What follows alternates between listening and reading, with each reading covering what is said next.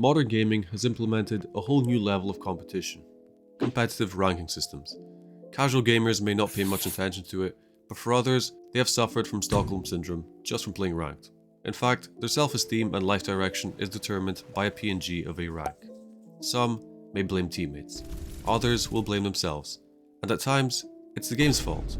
A few videos back, I encouraged people to avoid excuses, work harder, and to do what they can for their own progression. As a result, I got some funny comments from users who were clearly agitated by this message. So it's obvious that people suffer from rank dysphoria. Heck, even I know of a Grand Champ 3 who still thinks that they're garbage at the game. We all think of ranks differently, but here's why I think that your rank in Rocket League is almost a pointless thing to worry about. Okay, what I'm about to say might sound blunt, but hear me out. Your rank does not always correlate with your skill. Strats, you stupid donkey, what are you on about? I know it's shocking to hear, isn't it? But here, it's easy to explain why, no biggie. First of all, there are so many MMR fluctuations, so many off days, and even different times of day which all pretty much make your skill level entirely different. Just try play the game at noon, or try playing it at night. Do you understand what I mean? Just like a light switch, all of a sudden you have people lighting you up like a Christmas tree after 8 PM, whereas at noon you have the most room temperature middle-aged men playing the game in their spare time. Basically, there are so many different factors in a ranked session, so thinking that you can control all those variables is just laughable. And this is the case with rank, to be honest. You can't always control your rank. It's a bit like that Mike Tyson quote: everyone has a plan until they get punched in the face. In the case of Rocket League, you had a plan, but you got your backside plowed like a cornfield. That's the nature of Rocket League. It implies that within 10 minutes, you can have these two games happen. The first one could be the best game of your life, and the second one, you got carried by your teammate just to completely let him down in the end. So no matter how good you are in your 2s and 3s matches, there will always be positive and negative momentum shifts that happen in mere seconds. Just accept that. Oh, and side note, to my sweaty 1v1 players, keep doing what you gotta do. But anyways, this is why I'd encourage you to desensitize yourself. Take more breaks in your sessions, and encourage yourself to practice uncomfortable aerials, saves, and shots a lot more often. Why? Because those awkward balls can be the defining factor between a losing position and a winning position. And once again, I'll reference chess for this. In chess, you always want to capitalize on your opponent's miscalculations, short-term moves, and straight-up garbage blunders. You can't overreact, and you need to be calm and collected when taking those chances. So Rocket League is kind of like that. Make your own awkward corners work in your favor, fake your first touches, and just like that, you've made your own opponent overcommit. This is the kind of thinking that actually correlates with your skill, not how many wins you can achieve today or how mechanical you are.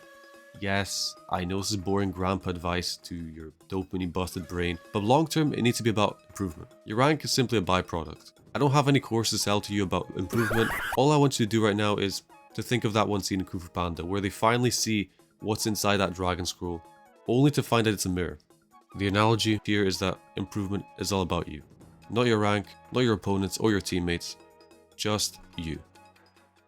In the intro, I mentioned that I have a friend who's literally in the top 0.3% of Rocket League, and yet, still, he has practically no confidence or much belief that they're a seriously good player. But in his defense, he believes this because he wants to go pro.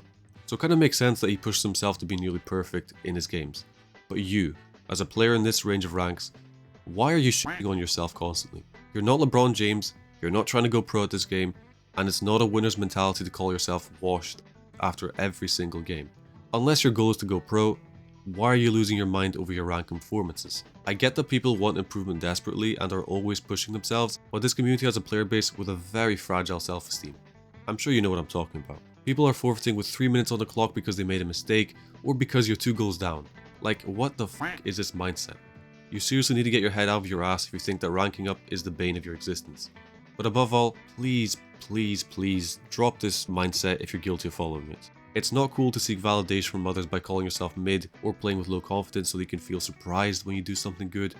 Pessimism has not and will not help you rank up, if that's all you care about. But this is more than just the rank itself. So please ignore the rank, throw it out the window, and just play to win. Even if you had Zen in front of you, are you going to bend over for him or are you going to try win the match? Yes, you will still most likely get annihilated, but even then, you try to win. That's number one priority. Now priority number 2 is also kind of simple. For the 1 millionth time, I will say this. If you think you are plateauing this game, the replays are there as evidence. You have one of the most useful resources in the game right in front of you.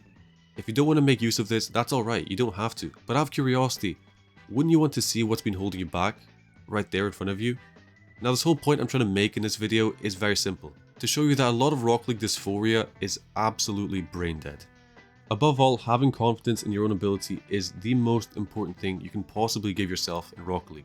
And you should be doing that with a lot of things in life. So if you're not doing that and you're just always wanting to be a pessimist, that's on you. You can do that, but I'm not with you.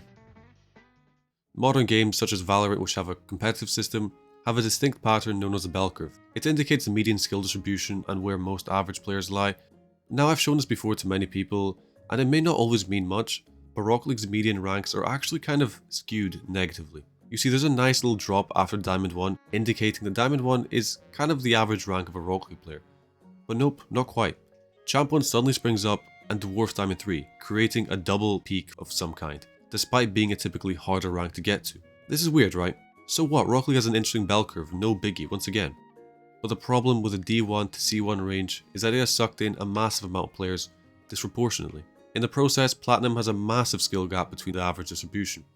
Now here's another fact. Typically to go up an entire rank from the beginning of Diamond 1 all the way to Champ 1, it might just take you 18 wins to do so. That might seem like a lot, but that's an entire diamond jump you can do if you have a really good few days in comp. What does this all tell us? 1. It's most likely that you are either a diamond player or Champ 1 watching this video, and 2. The so-called skill gap between the most congested ranks is actually not as wide as you think.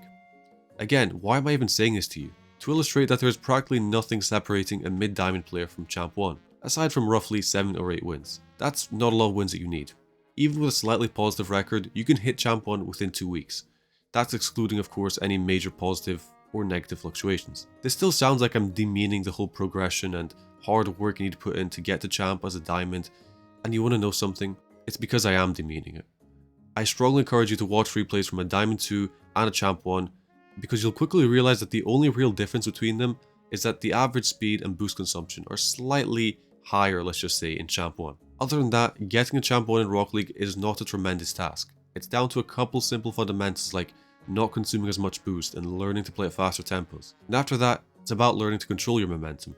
In essence, all I'm saying here is that you're actually very close to improvement.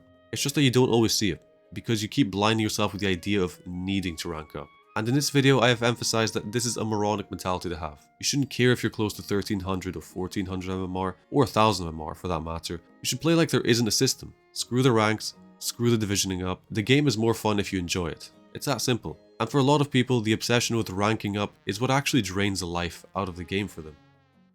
If you've made it this far into the video, then honestly, I hope that you understand that the full point of this video by now is to just illustrate that maybe ranking up is not as difficult as you think, because the whole idea and stigma of the rank itself might be the only thing that's actually holding you back. But thank you for staying up until this point, and have a great day or night, wherever you are, and I'll see you next time.